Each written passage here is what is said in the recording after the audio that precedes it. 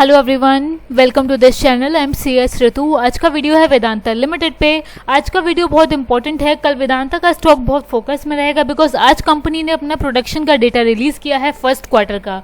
ये data company ने market close के बाद रिलीज किया है। एनएससी की वेबसाइट पे 546 पे ये डेटा अपलोड हुआ है। सो कैसा है कंपनी का फर्स्ट क्वार्टर का प्रोडक्शन का डेटा, यानी कि अप्रैल से जून 24 का प्रोडक्शन का डेटा, ये जानेंगे हम आज के इस वीडियो में। इसके अलावा आज के इस वीडियो में वेदांता से रिलेटेड आपसे एक क्वेश्चन भी है। एक चार्टिस्ट ने कहा है कि वेदांता का स्टॉक करंट लेवल से डबल भी हो सकता है, तो आपका क्या ओपिनियन है इस पर? क्या वेदांता का स्टॉक करंट लेवल से डबल हो सकता है?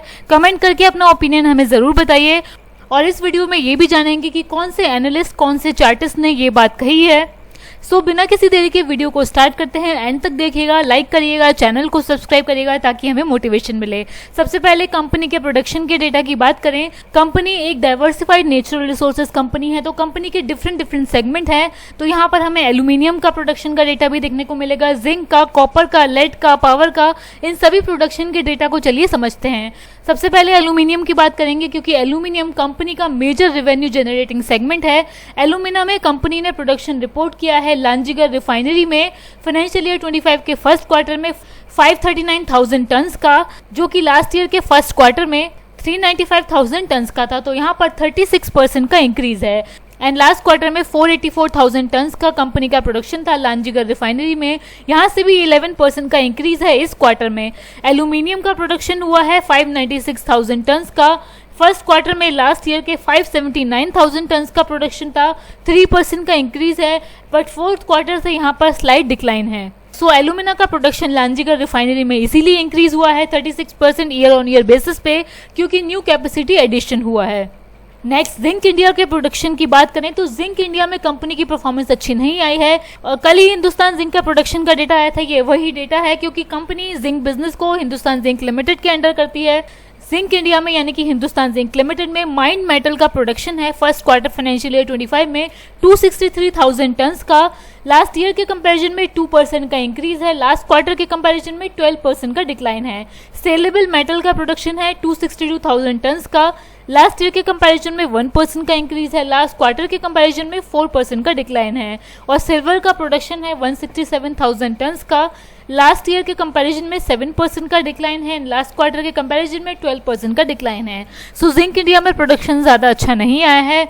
ओवरऑल कंपनी ने डिक्लाइन ही रिपोर्ट किया है प्रोडक्शन में।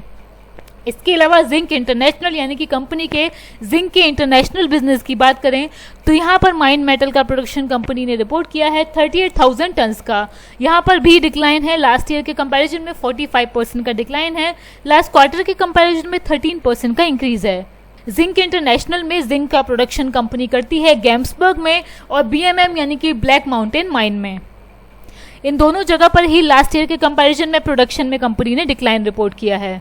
ऑयल एंड गैस की बात करें, ऑयल एंड गैस में कंपनी ने average daily gross operated production report किया है 112.4 थाउजेंड BOEPD। यहाँ पर 17% का डिक्लाइन है लास्ट ईयर के कंपैरिजन में। लास्ट क्वार्टर के कंपैरिजन में भी 5% का डिक्लाइन है। और average daily working interest production company ने रिपोर्ट किया है 73.7 थाउजेंड BOEPD।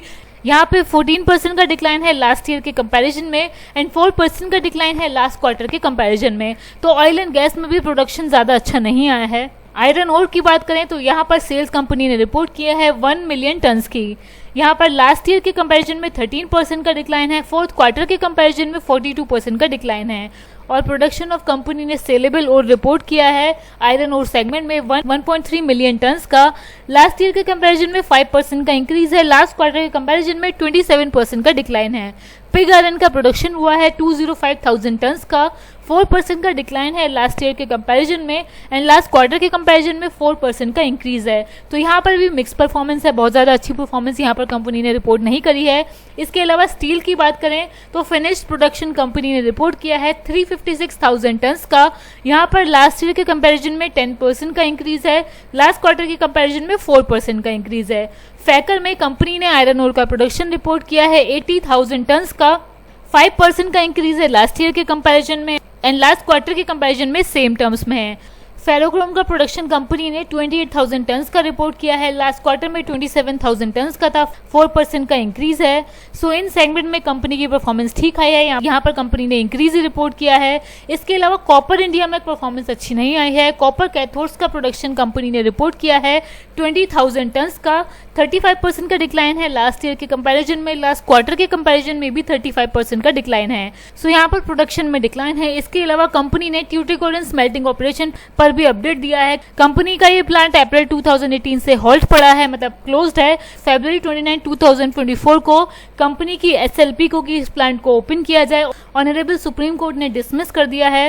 लेकिन कंपनी ने इस ऑर्डर के अगेंस्ट में एक रिव्यू एप्लीकेशन फाइल करी है सुप्रीम कोर्ट के साथ, और इस प्लांट पर ओपन कोर्ट हियरिंग की एप्लीकेशन भी फाइल करी है। इस मैटर में जैसे कोई और अपडेट आएगा हम आपको इन्फॉर्म जरूर करेंगे। चैनल को सब्सक्राइब करना ना भूलिए। लास्ट में पावर की बात करें तो पावर में कंपनी का प्रोडक्शन इंप्रूव हुआ है। पावर सेल्स कंपनी ने रिपोर्ट की है फर्स्ट क्वार्टर में 4791 मिलियन यूनिट्स की, 13% का इंक्रीज है लास्ट ईयर के फर्स्ट क्वार्टर के कंपैरिजन में। फोर्थ क्वार्टर के कंपैरिजन में 20% का इंक्रीज है। सो पावर सेगमेंट में परफॉर्मेंस इंप्रूव हुई है। TSPL, झारसुगुडा, बाल्को तीनों प्लांट्स में कंपनी की पावर सेल्स इंप्रूव हुई हैं। सो परफॉर्मेंस को समराइज करें तो कंपनी की परफॉर्मेंस एल्यूमिना में, पावर में, स्टील और फैकर में इंप्रूव हुई है। बाकी सेगमेंट्स में कंपनी की परफॉर्मेंस मिक्स्ड आई है। जिंक इंडिया की परफॉर्मेंस मिक्स्ड आई है फर्स्ट क्वार्टर में। आपको क्या लगता है इस प्रोडक्शन अपडेट का कल स्टॉक में क्या इंपैक्ट दिखेगा, कमेंट करके जरूर बताइए। इसके अलावा अब बात करते हैं क्या वेदांता का स्टॉक डबल होगा। कौन से चार्टिस्ट ने ये कहा है कि वेदांता के स्टॉक में बिगेस्ट ब्रेकआउट हुआ है among all the metal stocks. Analyst ने ये कहा है कि वेदांता के स्टॉक में इन्वेस्टर्स को लॉन्ग रहना चाहिए और वेदांता के स्टॉक्स में पोटेंशियल है आने वाले 2 सालों में डबल होने का। ऐसा कहा है JM फाइनेंशियल के एनालिस्ट ने। JM फाइनेंशियल के एनालिस्ट ने कहा है कि वेदांता बिगेस्ट ब्रेकआउट कैंडिडेट है। वेदांता के स्टॉक ने 14 ईयर की रेजिस्टेंस लाइन को ब्रेक किया है इस ईयर मई में। और एनालिस्ट ने यह भी कहा है कि वेदांता का स्टॉक आज उसी प्लेस पे है जिस प्लेस में 2020 में भारती एयरटेल का स्टॉक था। और एनालिस्ट ने यह भी कहा है कि वेदांता के स्टॉक का ये ब्रेकआउट इन्वेस्टर्स के लिए बहुत बड़ी वेल्थ क्रिएट कर सकता है आने वाले कुछ सालों में। इस पर आपका क्या ओपिनियन है कमेंट करके जरूर बताइए। ऑल्सो ये कोई इन्वेस्टमेंट की रिकमेंडेशन नहीं है। इन्वेस्टमेंट करने से पहले अपने एडवाइजर से कंसल्ट जरूर करें। आज की वीडियो में इतना ही। लाइक करिए, सब्सक्राइब करिए। Thank you.